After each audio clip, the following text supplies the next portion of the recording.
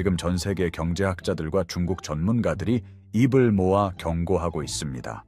인류 역사상 가장 거대했던 거품이 드디어 터지기 시작했습니다. 단순히 경기가 안 좋은 수준이 아닙니다. 이것은 수술이 불가능한 말기 암 환자의 상태와 같습니다. 중국이라는 거대한 함선이 서서히 침몰하고 있는 것이 아니라 내부에서부터 스스로를 갉아먹으며 폭발하고 있습니다. 특히 최근 발표된 2026년 상반기의 지표들을 보면 우리가 목격하고 있는 중국의 모습은 충격을 넘어 공포에 가깝습니다. 최근 마무리된 양회에서 발표된 경제성장 목표치가 시장의 최저 기대치에도 못 미치며 상하이와 선전 증시는 유례없는 폭락장을 기록했습니다. 상하이 부둥의 화려한 마천루 불빛은 이제 전력난과 관리비 체납으로 인해 밤마다 하나둘씩 꺼져가고 있습니다. 화려한 껍데기 뒤로 숨겨졌던 부실의 악취가 대륙 전역을 뒤덮고 있는 것입니다. 오늘 우리는 그 파멸의 중심에 있는 가장 무서운 단어, 네이쥐안의 실체를 파헤쳐 보려고 합니다. 이 영상을 끝까지 보신다면 왜 중국의 붕괴가 이제는 되돌릴 수 없는 필연적인 운명인지, 그리고 왜 그들이 그토록 자랑하던 성장의 엔진이 이제는 서로를 잡아먹는 지옥의 톱니바퀴가 되었는지 명확하게 이해하시게 될 겁니다. 영상 중간중간 여러분의 생각을 댓글로 남겨주세요. 과연 중국에게 희망이라는 것이 남아있을지 여러분의 날카로운 통찰력을 기다리겠습니다. 먼저 네이쥐안이라는 단어부터 짚고 넘어가야 합니다. 요즘 중국 관련 뉴스에서 가장 많이 들리는 단어죠. 하지만 그 본질을 제대로 아는 사람은 드뭅니다. 쉽게 설명해 보겠습니다. 여러분이 꽉 막힌 터널 안에서 차를 타고 있다고 가정해 봅시다. 앞차가 조금이라도 빨리 가겠다고 무리하게 끼어들기를 합니다. 그러면 뒤 차들도 질세라 간격을 좁히고 경적을 울려댑니다. 결과는 어떻습니까? 아무도 더 빨리 가지 못합니다. 오히려 사고 위험만 커지고 모두의 스트레스는 극에 달하죠. 시커먼 매연 속에서 서로를 헐뜯으며 한 발자국도 나아가지 못하는 그 절망적인 풍경. 그것이 지금 중국의 도로 위가 아니라 사회 전반에서 벌어지고 있는 일입니다. 이것을 영화관의 비유로도 들 수 있습니다. 영화관에서 맨 앞사람이 더 잘 보겠다고 갑자기 일어섭니다. 그러면 뒷사람들도 화면을 가리니 어쩔 수 없이 다 같이 일어서야 합니다. 결국 모든 관객이 서서 영화를 보게 됩니다. 예전처럼 편하게 앉아서 볼 때와 비교하면 영화의 내용은 달라진 게 없는데 모두의 다리만 더 아파진 꼴입니다. 이것이 바로 네이쥐안의 핵심입니다. 밖으로 나갈 출구는 막혀 있는데 그 좁은 공간 안에서 남을 밟고 일어서기 위해 처절하게 몸부림치는 상태입니다. 발전이 없는 과잉 경쟁, 즉 내부적인 소모전입니다. 영어로는 인볼루션이라 번역되며 밖으로 뻗어나가는 진화인 에볼루션의 반대말로 안으로 말려든다는 뜻을 가집니다. 과거에는 에볼루션, 즉 진화의 시대였습니다. 파이가 커지던 시절에는 내가 열심히 하면 내 몫이 생겼습니다. 하지만 지금의 중국은 인볼루션, 즉 내권화의 늪에 빠졌습니다. 파이는 줄어드는데 숟가락을 든 사람은 기하급수적으로 늘어났습니다. 이제는 예전만큼 먹기 위해서가 아니라 굶어 죽지 않기 위해 옆 사람의 숟가락을 뺏어야 하는 잔혹한 서바이벌 게임이 시작된 것입니다. 노력의 인플레이션이 발생한 것이죠. 과거와 똑같은 성과를 내기 위해 이제는 10배, 20배의 뼈를 깎는 노력을 투입해야 합니다. 남들보다 1시간 더 일하는 것으로는 부족합니다. 남들이 잠잘 때 일하고 남들이 밥 먹을 때 일해도 겨우 제자리를 유지할까 말까 한 처절한 상황입니다. 이것은 단순히 개인의 경쟁을 넘어 기업과 국가 시스템 전반으로 퍼지고 있습니다. 중국의 대표적인 기업들조차 최근 내부 단가 후려치기와 하청업체 착취라는 전형적인 네이쥐안식 경영으로 인해 연쇄 부도 위기에 몰렸다는 소식이 들려옵니다. 기술 혁신이 아닌 노동력의 고혈을 짜내어 유지하던 성장이 한계에 다다른 것입니다. 학술적으로 보면 이 단어는 1937년 미국의 인류학자 알렉산더 골든와이저가 처음 제시한 개념입니다.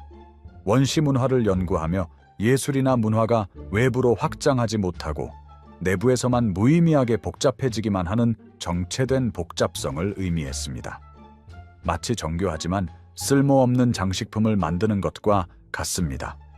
1963년 클리퍼드 기어츠는 인도네시아 자바섬의 농업을 연구하며 이를 경제와 사회 영역으로 확장했습니다. 식민 지배해 외부 확장이 막힌 상태에서 인구만 늘어나자 50명이면 충분할 농사일에 300명이 투입되어 작업만 무의미하게 복잡해지는 현상을 관찰했죠. 그리고 1985년 학자 필립 황이 중국 농촌 경제를 연구하며 이 단어를 한자 네이쥐안으로 번역하여 사용하기 시작했습니다. 그런데 이 단어가 2020년대를 기점으로 중국 사회 전체를 관통하는 저주의 주문이 되어버렸습니다. 왜 이렇게 되었을까요? 덩샤오핑 시대의 개혁 개방은 분명 중국에게 기회였습니다.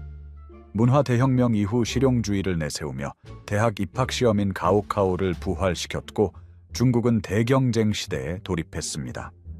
누구나 노력하면 부자가 될 수 있다는 희망이 있었죠. 당시엔 모두가 비슷한 출발선에 있었기에 성적만 잘 받으면 누구나 출세할 수 있는 공정한 경쟁이라 믿었고 파이도 빠르게 성장했습니다. 하지만 2010년대 중후반부터 중국 경제가 중진국 함정에 빠지며 성장이 둔화되었습니다. 경제 성장률은 곤두박질치는데 명문대 졸업생은 매년 1,000만 명 넘게 쏟아져 나옵니다. 파이가 커지는 속도보다 고학력 경쟁자가 늘어나는 속도가 훨씬 빨라지면서 균열이 생기기 시작했습니다. 이제 가오카오는 사다리가 아니라 단두대가 되었습니다. 여기서 세대 간의 시각 차이는 갈등을 더욱 폭발시킵니다. 기성세대는 요즘 젊은이들이 욕망은 큰데 게을러서 스트레스를 받는다고 말하지만 청년들은 반박합니다. 우리의 꿈은 소박하지만 그 소박한 꿈조차 이루기 위해 필사적인 노력을 쏟아부어야 하는 구조적 격차 때문이라고 말이죠. 여기서 우리는 중국 청년들의 절규를 들어봐야 합니다. 최근 한 인터뷰에서 어느 명문대 졸업생은 이렇게 말했습니다. 나는 하루 16시간씩 공부해서 최고의 대학을 나왔지만 지금 내가 할 수 있는 일은 월급 60만 원짜리 단순 사무직뿐이다. 그나마도 내일이면 잘릴까봐 매일 상사의 눈치를 보며 무급 야근을 한다. 이것이 기성세대가 말하는 게으름인가라며 울분을 토했습니다. 여러분은 이 갈등에 대해 어떻게 생각하십니까? 상층부의 오만일까요? 아니면 청년들의 나약함일까요? 댓글로 여러분의 날카로운 분석을 들려주세요. 실제로 2020년대 중반에 들어선 지금 중국 청년들의 삶은 지옥 그 자체입니다. 명문대에 가기 위한 중국 가정의 소득 대비 사교육비 지출은 전 세계 최고 수준인 7.9%를 기록하고 있습니다. 대학 진학률은 90%를 넘겼지만 정작 그들이 갈 수 있는 양질의 일자리는 증발했습니다. 베이징의 좁고 열악한 지하방에 모여 사는 개미족들의 숫자는 이제 10만 명을 넘어 집계조차 불가능할 정도로 늘어났습니다. 최근 집계에 따르면 중국의 실제 체감 실업률은 전문가 분석에 근거할 때 50%에 육박합니다. 과거의 실업률 위기는 그저 예고편에 불과했습니다. 이제는 부모 밑에서 수당을 받으며 집안일을 돕는 전업자녀라는 이름의 허울 좋은 백수들이 청년층의 30%를 차지하고 있습니다. 이는 단순히 일자리가 없는 것이 아니라 사회적 죽음을 의미합니다. 연금 고갈로 인해 당장 생계가 막막한 노인층과 미래가 없는 청년층 사이의 생존권 다툼은 이제 가족 안에서조차 벌어지고 있습니다. 부모의 연금을 축내는 자식과 그 자식을 원망하는 부모. 중국의 가족 공동체는 네이쥐안이라는 암세포에 의해 안에서부터 붕괴하고 있습니다. 여기서 더 기괴한 현상이 벌어집니다. 취업이 안 되니 너도 나도 대학원으로 도망칩니다. 학력 인플레이션이 극에 달해 이제는 명문대에서 학부생보다 대학원생인 석박사 수가 학부생 수를 초월하는 현상까지 발생했습니다. 이른바 벤티저우, 즉 학위가 발에 치이는 시대입니다. 명문대 박사 학위를 따고도 구청 청소부나 아파트 경비직에 지원하는 서글픈 현실이 일상이 되었습니다. 배달 기사 중에 석사 학위 소지자가 수두룩하다는 뉴스는 이제 놀랍지도 않습니다. 지식인들이 배달 가방을 메고 거리를 누비는 나라에 무슨 미래가 있겠습니까? 여러분은 이런 현상을 보며 어떤 생각이 드시나요? 이것이 과연 정상적인 국가의 모습일까요? 댓글로 여러분의 의견을 자유롭게 남겨주시기 바랍니다. 특히 현재 중국이 야심차게 추진하던 신품질 생산력 정책의 실패는 결정타가 되었습니다. 첨단 기술로 돌파구를 찾으려 했지만 서방의 강력한 제재와 내부의 부패로 인해 반도체 굴기는 완전히 꺾였습니다. 특히 AI 연산에 필수적인 고대 역폭 메모리 반도체 확보에 실패하면서 중국판 챗GPT를 만들겠다던 기업들이 줄줄이 도산하고 있습니다. 이제는 기술직 화이트 칼라들조차 인공지능의 자리를 뺏기며 네이쥐안의 소용돌이에 휘말리고 있습니다. 인공지능이 인간보다 더 저렴하고 효율적으로 업무를 수행하니 청년들은 이제 기계와도 목숨을 건 경쟁을 해야 합니다. 어렵게 직장을 구했다고 끝이 아닙니다. 그때부터는 996이라 불리는 자율 착취가 시작됩니다. 아침 9시 출근, 밤 9시 퇴근, 주 6일 근무가 기본입니다. 아니 이제는 007이라 불리는 주 7일, 24시간 무한 대기 상태가 일상이 되었습니다. 내가 쉬면 내 자리를 대신할 인력이 뒤에 10,000명쯤 줄 서 있습니다. 고용주는 채찍을 휘두를 필요도 없습니다. 노동자들 스스로가 해고당하지 않으려면 무급 초과 근무를 하며 자신을 착취해야만 살아남을 수 있습니다. 이것이 네이쥐안이 만들어낸 가장 악랄한 구조입니다. 결국 네이쥐안은 쳇바퀴를 도는 다람쥐처럼 죽어라 달리지만 누구도 앞으로 나아가지 못하는 구조적 비극입니다. 이제 시각을 좀 더 넓혀 경제 전체의 붕괴 시나리오를 보겠습니다. 세계적인 경제 석학들은 중국의 이런 구조적 결함이 결국 회복 불가능한 대붕괴로 이어질 것이라고 단언합니다. 중국 정부가 돈을 푼다고 해결될 문제가 아닙니다. 부동산 거품은 이미 터졌고 이제는 지방정부의 부채가 시한폭탄이 되었습니다. 지방정부 융자 플랫폼인 이른바 LGFV의 부채 규모는 이제 15조 달러라는 인간의 머리로는 상상조차 할 수 없는 수렁에 빠졌습니다. 최근 보고서에 따르면 이 부채의 상당 부분이 올해 만기에 도달합니다. 돈을 갚을 능력은커녕 이자 낼 돈도 없는 지방정부들은 이제 파산 선고를 눈앞에 두고 있습니다. 최근 들어 중국 전역에서 중소형 은행들의 연쇄 뱅크런 사태가 발생하고 있습니다. 영하의 날씨에 은행 문 앞에서 내 돈을 돌려달라고 울부짖는 노인들의 모습은 전 세계 외신을 통해 타전되고 있습니다. 대도시의 중산층 아파트는 대출금을 갚지 못한 주민들이 단체로 집을 포기하고 길거리로 나앉는 유령 아파트 단지로 변해가고 있습니다. 공안들이 방패로 그들을 밀어내고 있지만 이미 무너진 신뢰는 회복될 기미가 보이지 않습니다. 이것이 현재 중국의 민낯입니다. 설상가상으로 중국 사회의 기둥인 공무원들의 급여가 수개월 이상 체불되는 지역이 속출하고 있습니다. 공안과 군인들조차 월급을 받지 못하자 민심 이반은 걷잡을 수 없이 커지고 있습니다. 시위대를 막아야 할 경찰들이 오히려 시위대 뒤에서 고개를 숙이거나 아예 시위에 동참하는 초유의 사태가 벌어지고 있습니다. 어느 도시에서는 임금을 못 받은 환경미화원들이 쓰레기 수거를 거부해 도시 전체가 악취에 휩싸였다는 보도도 나옵니다. 국가 통제 시스템의 가장 말단 조직부터 썩어 문드러지고 있는 것입니다. 인구 구조는 어떻습니까? 생산 가능 인구는 급감하고 노인 인구는 폭증하는 인구 절벽이 현실화되었습니다. 젊은이들은 네이쥐안에 지쳐 결혼을 포기하고 출산을 거부합니다. 탕핑이라 불리는 드러눕기 운동, 그리고 아이의 인생을 포기해버리는 바이란, 즉 될 대로 되라는 식의 문화가 전염병처럼 퍼지고 있습니다. 이제는 무엇을 해도 소용없다는 집단적 무력감이 중국 대륙을 뒤덮고 있습니다. 중국 공산당은 이 상황을 돌파하기 위해 더욱 극단적인 애국주의와 민족주의를 강조합니다. 하지만 배가 고픈 청년들에게 공산당의 구호는 공허한 메아리일 뿐입니다. 내부의 불만을 외부로 돌리기 위해 주변국을 위협하고 문화를 침탈하는 행위도 극에 달하고 있습니다. 김치와 한복이 자기네 것이라고 우기는 동북공정과 문화공정이 바로 그 비겁한 몸부림의 증거입니다. 자신들의 정체성이 무너지니 남의 것을 훔쳐서라도 자존심을 세우려는 것입니다. 이것은 문화적인 도둑질일 뿐만 아니라 붕괴하는 내부를 결속시키기 위한 마지막 발악입니다. 우리는 이런 중국의 파렴치한 행태에 당당히 맞서야 합니다. 실제로 우리 역사를 지키기 위해 사료를 모아 유네스코에 전달하고 참전 용사들을 후원하며 국격을 높이는 기업들도 있습니다.